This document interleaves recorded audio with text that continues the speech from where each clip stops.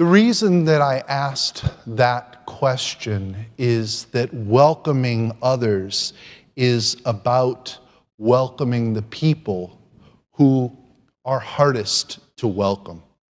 If we look at being welcoming in the abstract, it's easy for us to set our own definition, especially to set a definition that sort of corroborates what we already do.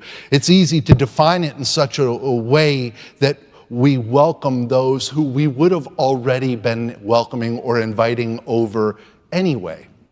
Many years ago, when Melanie was in the Navy and we lived in Puerto Rico, we had a circle of friends, but within that circle of friends, we had this one particular other couple that we were close with, Angela and Dennis Ruiz. They had a 1-year-old, we had a 1-year-old. Dennis and I went scuba diving together. Dennis and Melanie were both service members, so that meant Angela and I were both in the mother's group, and yes, it was the mother's group. They let me in because I was a stay-at-home dad, but it was still called the mother's group. When we got together, it was easy. Our families, we sailed over to Vieques together and just had a great time. Welcoming them was not just easy, it was fun. When Jesus talks about welcoming people, though, it means more than inviting your closest friends over. Tangentially to our circle of friends was Julian. Julian and his wife. And I was trying to remember whether they had 1 or 2 kids. I think they had a daughter who was about 2. They were in our neighborhood as well. They actually lived closer to us than the Ruiz did. Julian was one of those people. He was a radiologist, and it was really important to him that everyone knew that he was a radiologist. No shade toward radiologists. I mean, I think you can be very accomplished and that be okay. But here's the real tell. He had a verbal crutch, and before you say glass houses, we all have things that we say that other people would say, oh, I don't know about that. Here was his verbal crutch. How can I say this so that you'll understand? Literally, I mean, that was the exact quote. How can I say this so that you'll understand? One time he knew that I was looking to buy a sailboat, and we were together, and he said, we should go in on it together. We should buy a boat together. And I was struggling to find a polite way to say no or extricate myself from the conversation. But he finally said, how can I say this so you'll understand? If you have any sense at all, we'll go in on this together. See, I thought about the Ruiz and Julian as I was thinking about welcoming the other.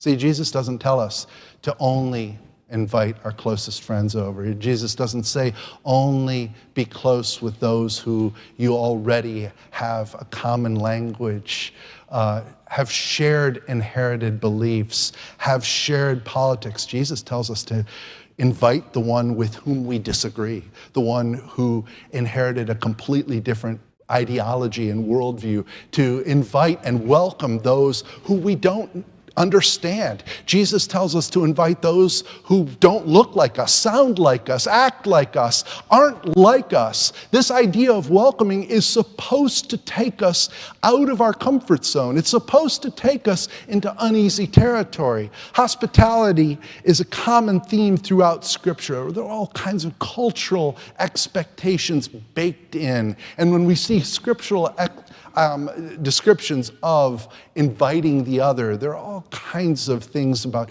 Jesus or God as the host and what it means for us as his followers to be the host.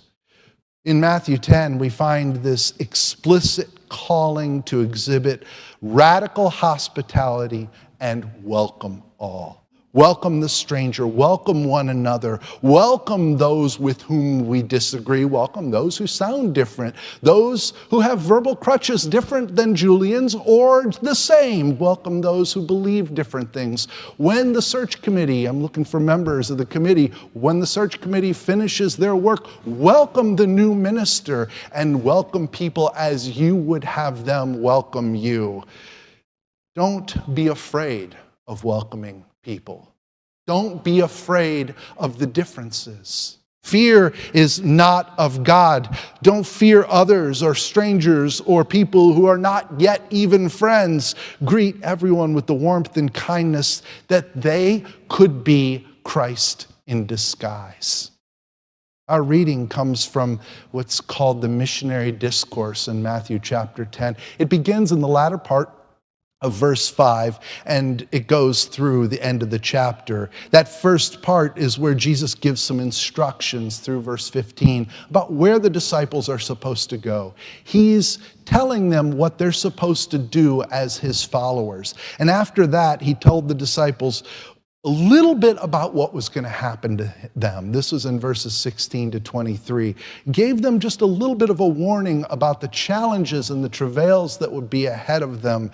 Then he told them that they needed to have courage. And in 34 to 38, he talks about the cost of discipleship. This isn't something that's going to come off easy. Just as welcoming folks who are all of these things that we've talked about that are not the ones who we would be first to welcome is going to have challenges. It's going to have tripping hazards. It's going to have opportunities for us to say the wrong thing, do the wrong thing, act the wrong way, embarrass ourselves, potentially but unintentionally embarrass the other person. But that's not the calling to avoid all these things. It's to represent Jesus' love, Jesus' care, Jesus' wonder, Jesus' invitation to everyone we encounter. Our reading comes from the very end of this missionary discourse, and it returns to the beginning. It emphasizes the role Jesus' disciples played as his representatives. And here we have the added dimension that Jesus represents God. And when someone welcomes you, they may be welcoming me, he says. And in turn, we can draw a fairly clear line from those who were his earliest followers to us today. For some people, welcoming others comes naturally. Their thoughtfulness and ability to just give themselves away is effortless. They write cards, bake casseroles, invite people into their homes, and visit easily. Others struggle to figure it out. It's not easy. In fact, it can be a real challenge. They're not mean, unkind, or anything like that. Hospitality just isn't a natural move for them. In Matthew, Jesus' message is one of encouragement. To those who are doing it, he says, keep it up. Your task is sacred. What you're doing is holy. To those who are struggling, he says, just keep trying. And here's an example. If you just give someone a cool drink of water, maybe that's enough. And that example is transferable and can go into any number of ways as we look around at the world and ask God to give us the eyes of Christ to be able to see the world in such a way that we can see those opportunities to welcome others. God calls us to welcome others with a deep sense of empathy for that person. We don't invite them in and say, now you need to be like me. That invitation is one where we stay true to the integrity and character of the one who we are welcoming. And this is what James chapter 2, in those first 4 verses, is talking about with partiality in the church. See how you draw distinctions among yourselves. To those who are dressed in fine clothes, you say, come and sit at the front. To those who are poor or dressed in rags, you say, stay over on the side. That warning against partiality in James is one that we could take to our own sense of being welcoming of the other.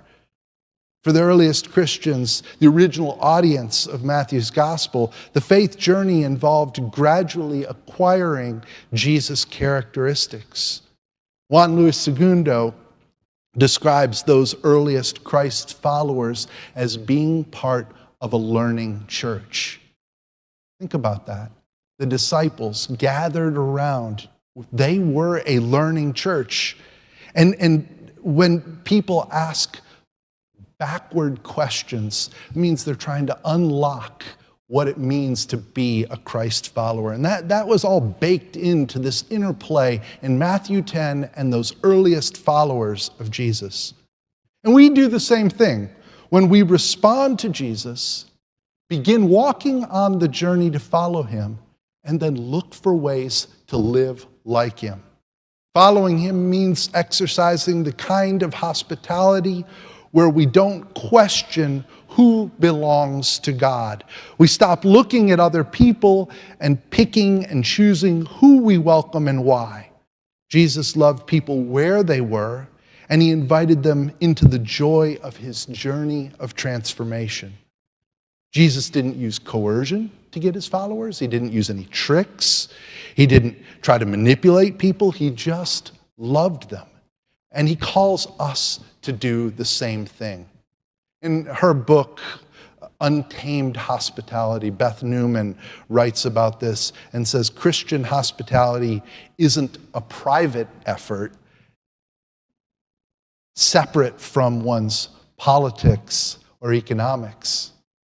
She talks about it as connecting to all aspects of life. So who do we welcome? We don't always see the whole story. In fact, we rarely do. When we're thinking about the obstacles that come between us and opening ourselves to the other, so often we find just a snippet. Julian's a perfect example of that. See, from my description, all you really got was, he's annoying. And it's not untrue, but that's not the whole story. See, at the end of our time in Puerto Rico, the Navy base was closing, and there were some complications and things, and so Melanie was in the hospital at the time. She's fine. She made it. But she was in the hospital, and we had a very short window where we had to get ready and leave. And there were certain things, loose ends, that I had to tie up in this window. And one of them was our car. It seems absurd now, but I needed to get our car on the transport ship. The problem was there were more people who wanted their car on the transport ship than there were slots to get it on the ship. And I asked a friend if he could help me, and he said no. He actually said, I can't be bothered, which I thought was an interesting response. But Julian went to see Melanie in the hospital, and she was just telling him, how things were going, and she just told him about the hard time I was having getting the car on the transport. That was it. That set him in action.